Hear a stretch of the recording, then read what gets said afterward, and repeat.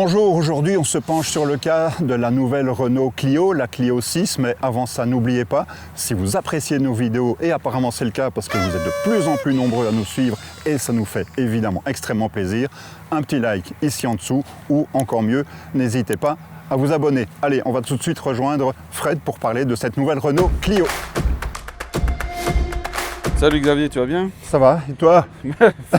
Froidement, mais ça va. Alors, dis-moi, la nouvelle Clio, moi j'avais été à la présentation internationale il y a quelques semaines maintenant, et la première chose qui m'avait surpris, je vais dire, quand je l'ai découvert pour la première fois, c'est son design qui est en rupture totale avec ce qu'on connaissait jusqu'à présent en matière de Clio. Ça change de la Clio un peu sage, un peu passe-partout. Ça, on est clairement dans quelque chose de très différent. C'est pas très surprenant, c'est-à-dire qu'à un moment donné, on est dans un marché qui demande beaucoup de personnalité maintenant pour se démarquer.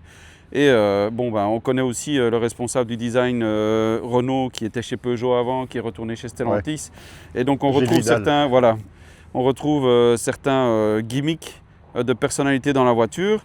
Donc moi, ce qui me marque d'abord, c'est vraiment le fait que la voiture soit vraiment très affirmée. Maintenant, on a une calandre qui est assez massive, en lien direct. Vers l'avant. Oui, ça, on a un nez très plongeant, très incisif. On a des phares. Très travaillés, hein. Là, clairement, on n'est plus du tout dans le Renault très classique. Elle inaugure ce nouveau style. Ouais. Le seul autre modèle qui existe, c'est la filante, mais c'est un grand SUV qui ne viendra pas en Europe, mais qui reprend aussi ces nouveaux codes. Donc, on peut s'attendre à ça plus tard. On retrouve les signatures lumineuses ici, qui rappelle un peu le losange d'une certaine manière, mais retravaillé. Donc ça, c'est pas mal. On voit qu'il y a vraiment un gros travail aussi sur le losange. C'est une question d'idée. Partout, il y a des losanges partout. C'est des gimmicks que toutes les marques font maintenant, c'est qu'il faut qu'on retrouve un peu le motif principal. Mais quand on regarde sur le côté, comme tu le disais, même pour une petite voiture. Ici est très travaillé. Très ici, voilà, ces creux-là, si vous avez déjà vu une Peugeot 208 par exemple, on retrouve ce genre de jeu de surface, on retrouve les contours de passage de roue noir brillant. Donc là, c'est aussi un peu des gimmicks du designer, mais on retrouve surtout une ligne qui est faite pour être plus statutaire par rapport à la Clio avant. En longueur. Hein. Donc concrètement, elle a pris 7 cm en longueur et c'est principalement sur les porte-à-faux puisque l'empattement lui-même n'évolue que de 1 cm. C'est surtout à l'arrière aussi qu'on voit une vraie différence. Avant, la Clio, c'était pas carré, mais un peu plus. Ici, on voit vraiment un profil plus effilé. Un peu coupé comme ça, hein. L'arrière est très effilé. À la limite du fastback. Là aussi, on retrouve des gimmicks qu'on a déjà vus sur d'autres créations sous la responsabilité de Vidal, avec les feux contrastés en noir. Ici, ils sont en éléments différents. Ça fait un peu penser à la nouvelle Corvette. Ouais. Moi, j'aime bien. On a la casquette noire, on a ce genre de petits gimmicks-là. Et alors, surtout, on a les nouvelles modes des designers. Ce n'est pas propre à Renault, mais c'est les joints, par exemple, de fenêtres qui sont masqués ici. Ça, c'est le nouveau truc à la mode chez les designers. Ça fait très clean. Hein. Ça achève bien le profil, je trouve. Et l'avantage, c'est que quand tu nettoies tes vitres, etc., tu n'es pas ennuyé avec les joints qui bloquent, etc. C'est pas mal du tout. On a quand même quelque chose qui est plutôt chic, je vais dire. Ouais. La Renault Clio n'a jamais été une voiture banale en soi, ni bon marché en visuel. Mais là, on a vraiment une franchise encore un cap. Hein. Il y a un raffinement dedans, ce sont dans les détails, mais la façon dont le feu est inséré ici dans la casquette, même ici au niveau de l'accastillage de l'essuie-glace à l'arrière, c'est pas mal. Seul petit bémol, puisque pour la séance photo, par exemple, on avait dû aller au car wash, c'est qu'ici, par exemple, ça prend beaucoup d'eau et ça va prendre beaucoup de crasse. Donc ça, il faut toujours faire attention. C'est un petit peu dommage, mais c'est au nom du style. On reconnaît la Clio sur certains aspects, mais il y a quand même un vrai changement. On est vraiment dans un vrai changement de génération dans ici. le dynamique, l'affirmation d'un design fort.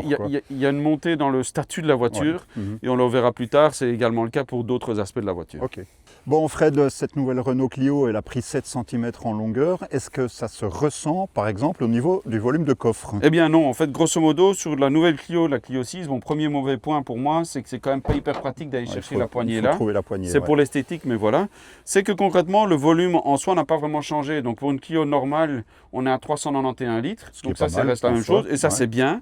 Pour la version hybride, comme on a ici, on perd plus de 80 litres puisqu'on descend à 309 litres. À cause de la batterie qui prend de la place. Exactement, qui prend de la place ici en dessous. Cela dit, vous voyez, on peut mettre 1, 2 bacs et encore un sac de course à côté. Donc pour un usage familial, ça va encore. Et chose intéressante, on a quand même un espace avec une Renault... Une vraie roue de secours. Oui, enfin, une roue de secours temporaire. Oui, voilà. Il faut savoir que c'est une option à 180 €, mais je trouve que c'est chouette que ça existe encore. Moi, personnellement, parce que parce que tous ces trucs de réparation gonflables, etc., c'est souvent foireux et attendre qu'un gars vienne te dépanner, c'est souvent casse-pied. Et la banquette 60-40 alors Donc on est dans une banquette avec une modularité classique 60-40. Ici, le cache-bagage est facile à bouger et alors on peut rabattre la banquette facilement ici. Okay. Et donc là, on peut voir qu'on a un plancher plutôt plat. Presque plat. Presque plat, oui. Mais on n'a peu, pas une marche comme sur certains modèles. Par contre, la marche, on l'a ici. Donc le seuil est quand même plus haut de 10 cm que le plancher du coffre. Okay. Mais bon, c'est pas rédhibitoire pour une voiture comme celle-ci, quoi. Bon, bah, là, t'es bien mis, toi? Le siège, il est réglé comme pour moi. Là, je suis parfait. Donc voilà, un bon 1m85, c'est ça? Mais un peu moins, 83, 84. Ben voilà, mais moi 1m78. Et derrière, bah, c'est tout bon. Il ne faut pas moins, mais c'est bon parce que je peux mettre mes pieds en dessous. Mais bon, on peut constater une chose, c'est que si l'empattement a progressé d'1 centimètre, ça ne se ressent pas vraiment en termes d'habitabilité. C'est pas mauvais, mais c'est pas exceptionnel non plus, alors que c'est une des plus grandes de son segment, quoi, hein. Par contre, les sièges sont agréables. Bon, toi, à l'avant, tu as les sièges Alpine, Esprit Alpine, mais à l'arrière, franchement, on est pas mal foutu. Bon, si on peut se mettre au milieu, c'est une autre paire de manches, hein, forcément. Comme souvent avec ces petites oui, voitures, parce que le problème, c'est que tu dois avoir les jambes écartées, donc les autres vont pas être contents. Mais bon, pour le reste... Allez, 2 adultes... oui. Mais bon, pour le reste, on est quand même pas mal foutu. La finition est plutôt bonne, la garde au toit est plutôt bien aussi, pour une petite voiture comme ça. Les matériaux, bah, ça reste du plastique dur un peu partout, mais ils ont fait un petit effort sur le graphisme des surfaces, donc c'est quand même sympa. Le seul petit bémol, c'est que je trouve qu'on a un peu moins de luminosité que dans la version précédente. Et bon, quand tu as des enfants, c'est pas toujours le truc qui les éclate le plus, quoi. Mais bon, mais écoute, je vais te rejoindre à l'avant. Donc on précise, on est dans une version Esprit Alpine, donc la finition la plus haute. Oui. Et effectivement, comme tu disais, il y a les finitions en Alcantara, enfin, c'est des matériaux recyclés, mais c'est quand même pas mal. Ça présente vraiment bien, c'est chaleureux. Oui. Ça se prolonge ici sur la contre-porte. Tu as la petite finition ici en métal. Ouais. Bon, le côté un peu... métal brûlé, ici, brûlé, là, le chauffage trop fort ou quoi? Voilà, c'est ça. C'est ta faute, en fait. Ça, chacun appréciera à sa juste valeur, les goûts et les couleurs. Bah, au moins, c'est original. Je trouve que tu vois pas ça. Ça mérite d'être original, effectivement. On a les petites surpiqûres sur les côtés qui sont pas mal, même si... elle manque un tout petit peu de régularité, mais bon, ça c'est mon côté maniaque. Mais surtout, je trouve que voilà, l'environnement est bien, donc on a repris ce qui était bon sur les autres. Voilà, c'est ça, j'allais dire, on retrouve un peu ce qu'on connaissait sur Mégane, Austral, avec des vraies commandes physiques pour la climatisation aussi, ça c'est top. Très bon point. Dire, pour les actuateurs aussi. On a l'emplacement pour le téléphone, pour la recharge par induction, c'est bien. Seule petite chose, c'est que maintenant on s'est habitué à avoir des voitures qui avaient la petite ventilation en dessous, donc là il n'y a pas vraiment. Ça, il n'y a pas encore. Mais bon, voilà, on a la clé qui reste la clé traditionnelle chez Renault. C'est quand même agréable, on peut la ranger là si on veut. Puis on a ce petit rangement ici dans la console centrale aimantée. Je trouve que c'est pas mal foutu quand tu hors de ta voiture, tu veux cacher. Et après tu compartimentes comme tu veux, tu vois. Donc tu faut voir si ça va durer dans le temps. Hein. Ça paraît un peu fragile. Par contre, voilà, les porte-gobelets sont un petit peu limités. Tu vois, j'ai un mug dimension classique. À l'américaine. Ouais, c'est ça. Un Dodge Ram pour mettre ça. Ouais, c'est ça. Mais bon, voilà. Pour le reste, c'est pas mal. Il y a un petit rangement ici. Donc, je veux dire, pour une voiture de ce gabarit-là, elle est bien pensée, puis tout est valorisant. À l'œil, ça c'est quand même pas mal. Et puis on a la connectivité, toujours Google, c'est ça? Donc ici, le système est basé sur Android Automotive, effectivement, comme dans les modèles électriques, comme dans les modèles supérieurs, Austral, etc. Mais attention, précisons bien que même si c'est une voiture de dernière génération, ce n'est pas une voiture électrique, donc on n'a pas l'assistant Renault ici dans le système. Ça, on a revérifié et c'est bien limité donc, au modèle 100% électrique. Oui, le petit avatar qui utilise ChatGPT, ça, on ne l'a pas ici et a priori, il n'y aura pas, en tout cas jusqu'à nouvel ordre. Mais on a une interface qui est plutôt bien faite, donc effectivement, on reste sur du Google avec Google Maps dedans qui est très réactif. On peut voir ici, ça c'est très réactif. À un moment donné, on est clairement dans quelque chose qui est mieux que ce que propose Stellantis, par exemple. On sent qu'il y a un processeur convenable. Et on peut voir tout l'environnement Google ici avec assistant, Maps, etc. La possibilité d'en ajouter éventuellement. Donc là, c'est pas mal foutu. On a les réglages de la voiture. Les modes de conduite, on peut soit les sélectionner via le bouton Multisense ici. Et alors, on voit ici les différents modes et on passe d'un à l'autre, etc. Il y a quelques-uns. Hein. Oui, donc en fait, il y a le mode confort, il y a le mode éco, le mode sport et le mode smart qui, lui, va s'adapter. Et on voit que l'affichage change en fonction. Donc ça, c'est une bonne chose, c'est sympa. On peut configurer certains éléments. Et alors, hop, on a quand même quelques possibilités. Donc, des réglages personnalisés. Voilà, exactement. Donc ça, c'est pas mal du tout. On a accès à certaines choses. Par exemple, il y a ici sur celle-ci l'option... Hop. Ah oui, il faut la démarrer. Autant pour moi. Et on a l'option parking automatisé. Donc ça, c'est pas mal. Et il te permet de choisir un petit peu comment tu veux. Voilà. Donc ça, c'est bien fait. J'ai testé, ça fonctionne plutôt pas mal. On a autre chose ici, c'est la caméra 360, c'est quand même pas mal aussi, qui est accessible. Bon, moi j'ai configuré, tu as un petit bouton raccourci et donc je l'ai aussi sur le bouton raccourci ici. Donc ça c'est bien. Un petit truc sympa, c'est voir un petit peu où on en est dans sa conduite, etc. Donc tu te rends compte que... Bon, là, on a une bonne moyenne, on reviendra là-dessus tout à l'heure, mais donc ça c'est quand même pas mal. Et dernière chose accessible ici, c'est au niveau des réglages du cockpit par exemple et tout le truc. Donc ça c'est pas mal foutu. C'est très personnalisable. Voilà.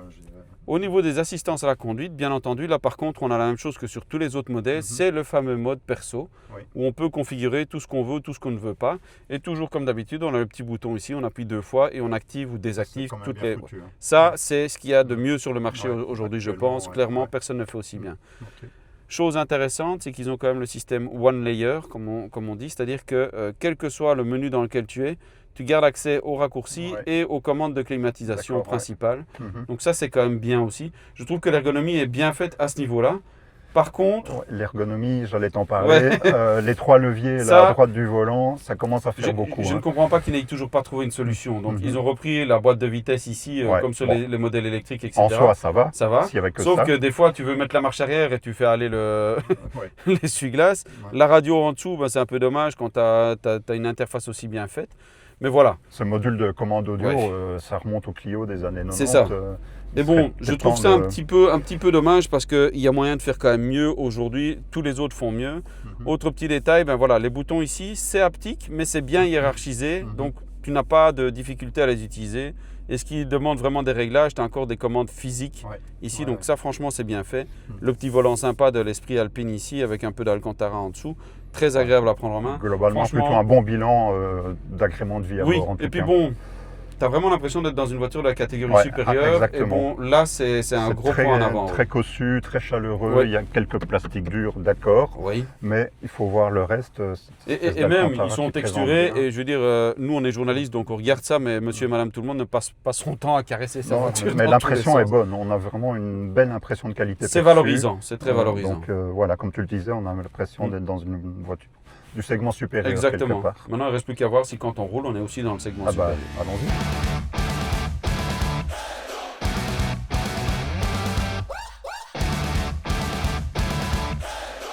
Voilà, ici, déjà, c'est une hybride. Donc, on roule à l'électrique. Donc, elle est capable de rouler à l'électrique. Oui, vraiment. Et donc, c'est une vraie full hybride. Tu as le témoin de batterie qui se trouve ici, qui te permet de savoir. Donc, il y a une petite subtilité. Par exemple, quand tu es sur autoroute, elle ne descend jamais à moins de 50%. Donc, elle va utiliser les 50% supérieurs, on va dire. Puis, une fois que tu arrives à la moitié, le moteur thermique se remet en marche. Ça se recharge assez vite et ainsi de suite. Et donc, sur ce plan-là, c'est très très efficace parce que sur autoroute, à 2 adultes, dont j'étais le plus léger des deux, on se retrouve avec une consommation moyenne de 5 litres 1. Même aujourd'hui en venant, il fait très froid. On était 3 tout à l'heure dans la voiture, j'ai déposé des amis et on était à 5 litres 3. Alors qu'on avait le chauffage, etc. Donc ça, c'est assez impressionnant. Une voiture de 160 chevaux. Voilà, exactement. Donc ici, au niveau du groupe motopropulseur, c'est celui qui a été inauguré par le Dacia Bigster. N'hésitez pas à aller regarder la vidéo. Donc c'est un 1,8 litre 4 cylindres atmosphérique de 107 chevaux, associé à un moteur électrique de 70 chevaux, 50 kW, quelque chose comme ça, donc 69 chevaux. Et donc au total, on a 160 chevaux combinés et 270 Nm. Autant dire que pour la voiture, c'est largement assez. Elle n'est pas légère. On est quand même à 1350 kg, comme elle est ici 1388 sur le certificat de conformité. Ça va encore, c'est une voiture hybride, bien équipée. Exactement. Je veux dire, au standard actuel, c'est pas un scandale, quoi. C'est tout à fait normal et j'ai envie de dire, le poids ne se ressent jamais.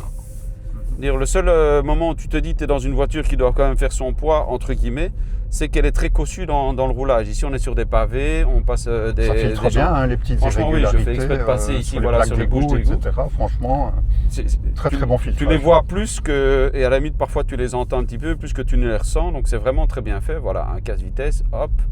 C'est très, très maîtrisé. C'est moelleux. Et on précise qu'on est dans une Esprit Alpine avec un train avant qui est réglé plus ferme, des barres anti-roulis un peu plus rigides, etc. Donc, dans une finition normale ou avec d'autres versions de la Clio, on viendra là-dessus tout à l'heure, on a encore un confort qui est un peu plus élevé avec des pneus un peu moins fins, etc. Au niveau insonorisation, c'est pas mal. Les bruits de vent commencent à être présents que vers 115-120. Surtout que là, on roule à l'électrique. Oui, pour l'instant. Et quand on dit les bruits de vent, c'est plus un souffle qu'un sifflement, donc c'est pas aigu, donc c'est pas dérangeant. Par contre, ce qui est dérangeant, et ça c'est un défaut de cette voiture, c'est le bruit du moteur. Du moteur essence quand du il se met en moteur route. essence, oui. Là, il est vraiment très présent. Bon, c'est lié aussi au fait que c'est un moteur conçu pour être utilisé dans une exploitation hybride. Ouais. Donc c'est cycle Atkinson, etc. Donc en termes de combustion et tout le truc, ça fonctionne différemment. Mais donc ça fait naturellement plus de bruit. Mais on l'entend. Je vais accélérer un peu ici. Voilà, on l'entend et le bruit est un petit peu rugueux. C'est pas un beau bruit non plus. Mais bon.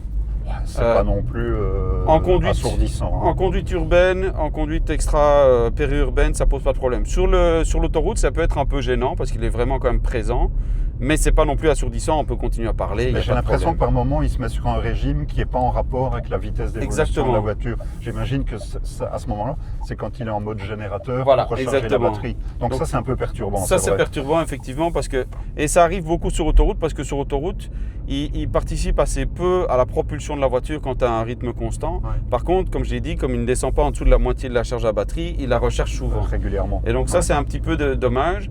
Quelques kilos de plus d'insonorisant, c'est bien, parce que voilà, là, on l'entend. Ouais.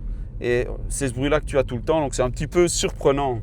Je pense que pour monsieur et madame tout le monde qui est habitué à une voiture moderne thermique avec un petit 3 cylindres, ça ne va pas les déranger. Non. Nous, en tant que journalistes, c'est un peu différent. C'est plus surprenant que vraiment dérangeant. Mais tu t'en rends d'autant plus compte que tu roules souvent à l'électrique et que donc là, tu as quelque chose de très silencieux. Et donc, à ce niveau-là, bon, voilà.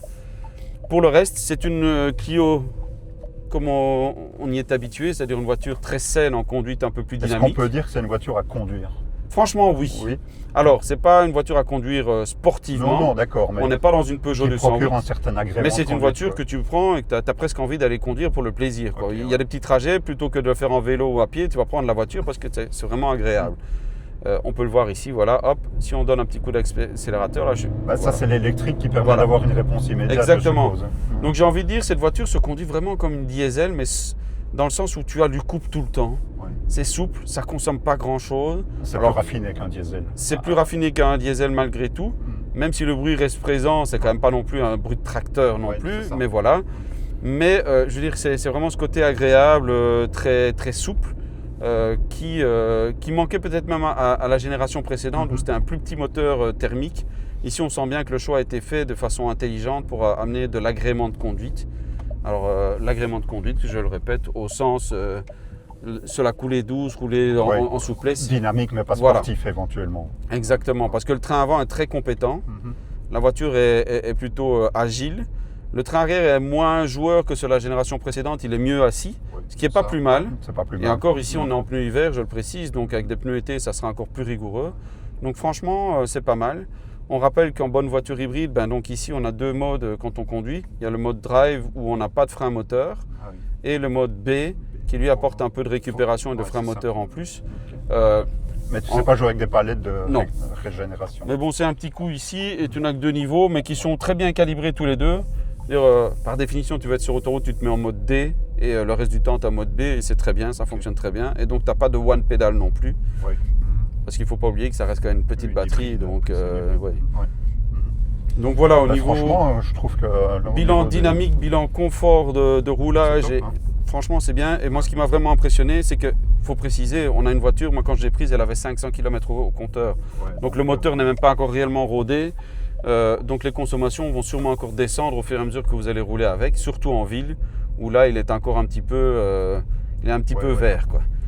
On ne va pas descendre d'1 litre au 100, mais je suis persuadé qu'on peut descendre et se rapprocher très fort de la consommation normalisée en conduite combinée. Donc c'est quand même pas mal du tout. Mais comme tu le disais, je trouve qu'on a vraiment l'impression d'être à bord d'une voiture de catégorie supérieure. On n'est pas loin de ce qu'on avait dans une Mégane et de ce qu'on a aujourd'hui encore dans une Mégane électrique. Donc forcément, en termes d'agrément de vie à bord et de confort de marque, je trouve personnellement que c'est une des meilleures du marché actuellement. Très honnêtement, je pense que ça redéfinit certains standards sur ce plan-là, clairement. Alors c'est la plus récente aussi, mais il faut dire ce qui est. Aujourd'hui, elle peut être considérée comme la référence du segment en termes de confort et de prestations en tout cas. Ok, allez. Ça confirme un peu ce que je pensais après la présentation au Portugal. Ici, on a un essai plus approfondi, mais franchement, on retrouve les fondamentaux que j'avais identifiés à l'époque et franchement, c'est... Et alors, on peut regarder une dernière belle chose, surprise. c'est que c'est une voiture qui est destinée aussi à un usage urbain. Le rayon de braquage est vraiment très faible, quoi. Donc, elle est, malgré l'empattement un peu allongé, franchement, on est dans quelque chose de très agile, une très bonne visibilité aussi, ce qui est bien sur une voiture moderne, surtout les petites. Donc, bilan dynamique vraiment très, très convaincant. Allez, génial. Bon, Fred, on l'a vu, cette voiture, c'est quand même 160 chevaux, ça roule bien, c'est confortable. J'imagine que tout ça, ça a un prix. Ça a un prix. Donc, en esprit alpine, ici, on débute aux alentours de 28 000 euros. Okay. Tel que testé, on a un peu plus de 30 000 euros comme ceci. Avec les options. Avec les options qu'il y a dessus ici, dont la roue de secours et 2-3 petites choses. Mais il faut savoir qu'il y a forcément d'autres versions disponibles. D'autres moteurs. Il y a un autre moteur, c'est le 1,2 litre TCE de 115 chevaux, qui est disponible soit avec une boîte mécanique, soit avec une boîte robotisée EDC. Et là, en matière de prix, on commence à 19 000 euros, grosso modo. Ça va. Donc, ça devient déjà beaucoup plus raisonnable avec la finition de base. Ok, d'accord. Bon, la version hybride, pour le moment, n'est disponible qu'avec les finitions hautes. Il n'y a pas de finition de base dessus, ce qui est logique dans un sens. Mais bon, voilà, ça reste compétitif. Si on regarde un petit peu, pour une voiture hybride de 160 chevaux, j'en vois pas beaucoup d'autres sur le marché. Alors déjà, si on prend vraiment à ce niveau de performance, etc., actuellement sur le marché, en tout cas en Belgique, il n'y a rien d'autre. Voilà. Si on veut prendre une polyvalente hybride, full hybride, donc déjà là, il y a moins de possibilités. Il y a la MG3, qui est beaucoup moins chère par rapport au... Là, on a 192 chevaux. Pas la MG. Oui, voilà. La MG, la marque chinoise, non 3 qui elle est à 192 chevaux, mais qui est environ 23 000 euros. Donc on est quand même nettement moins cher, mais c'est moins qualitatif. Il y a bien entendu les concurrentes Stellantis.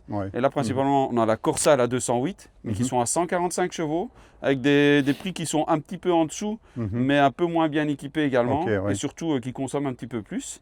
Et alors, enfin, on a bien sûr la référence, c'est la Yaris. Mais là, elle fait bien payer son statut de référence parce qu'on est à 33 000 euros, voire 35 000. Donc, ça devient vite très cher pour une voiture qui, fondamentalement, est moins bonne que celle-ci. Donc, un bon positionnement, prix, prestation. Exactement. Et qui reste en adéquation avec ce que fournit la voiture, c'est-à-dire un look plus raffiné, une conduite qui est vraiment très agréable et une efficience qui est réelle. D'ailleurs, en parlant de bons points, si on doit retenir des choses de cette voiture, moi je retiendrai d'abord la consommation, l'efficience, un système hybride qui fonctionne vraiment très bien. Donc on l'a dit, à peu près 5 litres en usage courant. Oui, c'est ça. En usage mixte et même sur autoroute à 5 litres 2, franchement c'est assez impressionnant. On a un confort qui est un vrai confort de Clio. La Clio Esprit Alpine de la génération précédente était un petit peu bout de bois. Ici, on est vraiment dans un vrai confort. Et le troisième aspect, c'est que c'est une voiture qui est plutôt très bien équipée au niveau technologie, donc connectivité, etc. Donc ça, c'est vraiment très bien. Et à l'inverse, point faible? Le point faible, c'est aussi son moteur dans le sens où il est quand même très bruyant. Donc ça, c'est un peu dommage. Là, par contre, c'est une régression par rapport à la génération précédente. Oui, parce qu'on est dans un environnement très cossu, très cosy. Et mais ici, on est vraiment dans un moteur qui a été optimisé pour une utilisation en hybride, mais ça veut dire que la façon dont il tourne, etc., fait qu'il est plus bruyant, et ça se ressent. Un autre aspect qui est peut-être un petit peu moins bien, c'est que malgré le fait que la voiture ait pris 7 cm, on n'a pas forcément beaucoup plus de place à l'intérieur. C'est correct, mais ce n'est pas exceptionnel. Ça, on l'a vu à l'arrière, c'est pas... Voilà. Et bon, malgré tout, le prix reste quand même important pour une polyvalente. Je veux dire, il faut se rendre compte qu'il y a des voitures de la catégorie au-dessus qui coûtent plus ou moins ce prix-là, mais pas forcément avec la technologie hybride. Allez, vous savez tout dorénavant sur cette nouvelle Renault Clio grâce à l'ami Fred. Merci Fred. N'oubliez pas, si vous appréciez nos vidéos, laissez-nous un petit commentaire ici en dessous. Ça nous fera fort plaisir et on se retrouve bientôt pour de nouveaux essais vidéo. Salut! À bientôt!